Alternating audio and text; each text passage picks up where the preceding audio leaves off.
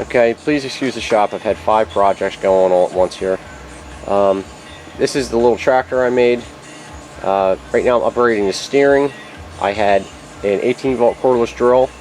The low gear on most cordless drills give you around 280 inch-pounds of torque.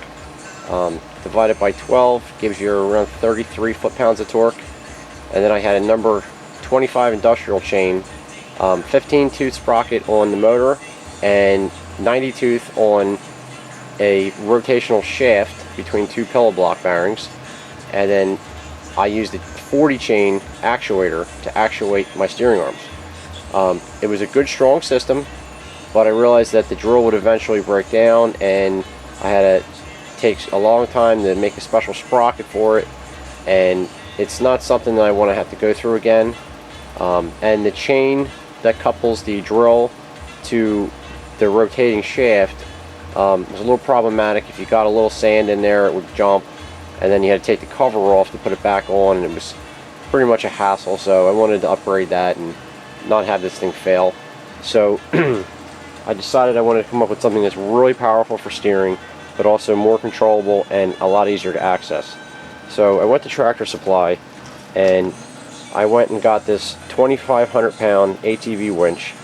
After searching all the different gear motors, none of the gear motors had the speed range and the torque at the same place that I needed it. I need a motor that's going to be able to cycle the steering back and forth in about 3 seconds, and it would either be way too fast or way too slow with regular gear motors. Apparently a winch, this is a permanent magnet motor, 12 volt, 90 amp rating, 153 to 1 all metal planetary gear transmission. And after I bought it, I realized that the actual spool is half-inch thick cast aluminum. It's strong, but I couldn't weld to it, which means I couldn't cut it to slip my sprocket on, and I actually had to cut the sprocket hub in half and the sprocket in half. I placed my cuts 90 degrees apart, and then drilled through, ran self-tapping screws through, and then welded these screws so that they can't rotate or loosen out. The sprocket was pretty difficult welding, but I got it, and it runs true. And this is an awful lot better than welding a little tiny 25 chain sprocket to a drill shaft. Heim eyelet joints here, drilled through. They're grade 8 heat strengthened steel. They freely rotate. Heim eye joints again for my tie rods. That's coupled to number 40 industrial chain with a master link on either end. These rollers are a high strength die cast aluminum. Die cast is actually a very good wear metal. These are a year old and have been actuating back and forth with this steering with the other setup for about a year, and there's almost no wear.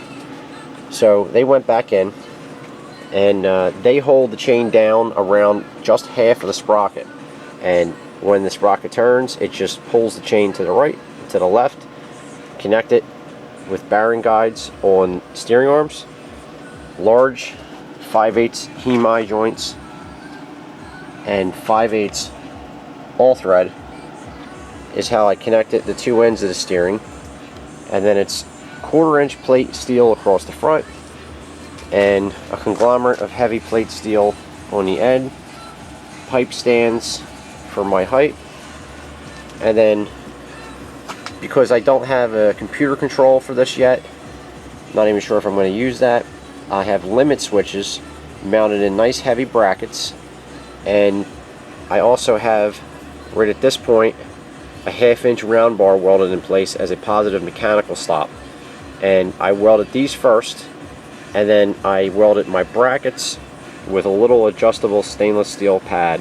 Has a little flexibility to it, and I set that so that there's about a 1/16 of an inch of travel left on that button when this mechanical stop is hit. So it's physically impossible for that particular switch to get crushed. The first time I attempted this, I actually crushed the switch because of the rotor inertia of the motor. It takes a little too long to slow down after it's de-energized, and there was a little bit of speed and torque left, and it just crushed the switch. So I learned that you have to set the mechanical stop first and then the electrical stop.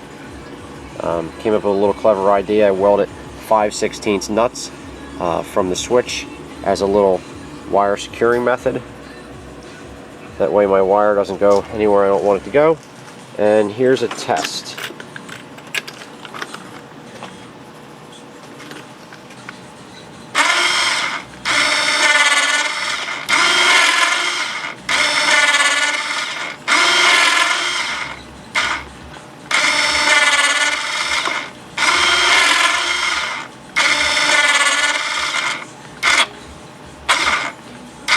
And when it actuates far to one side, there's a difference in the geometry as the one side falls all the way down.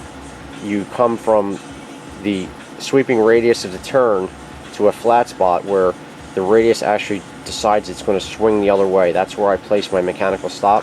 When that happens, the distance of the chain actually becomes a little longer, and you get a little droop on this side.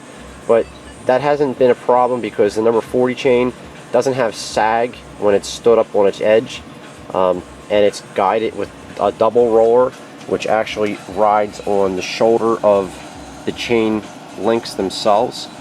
I've never had a misalignment issue, and it seems to work just fine. So I'm going to continue to use this particular system, and I think that this is going to have a tremendous amount of steering. When you get to the center point, there's a slight rise in the arc, and the chain has a little area where it tightens up.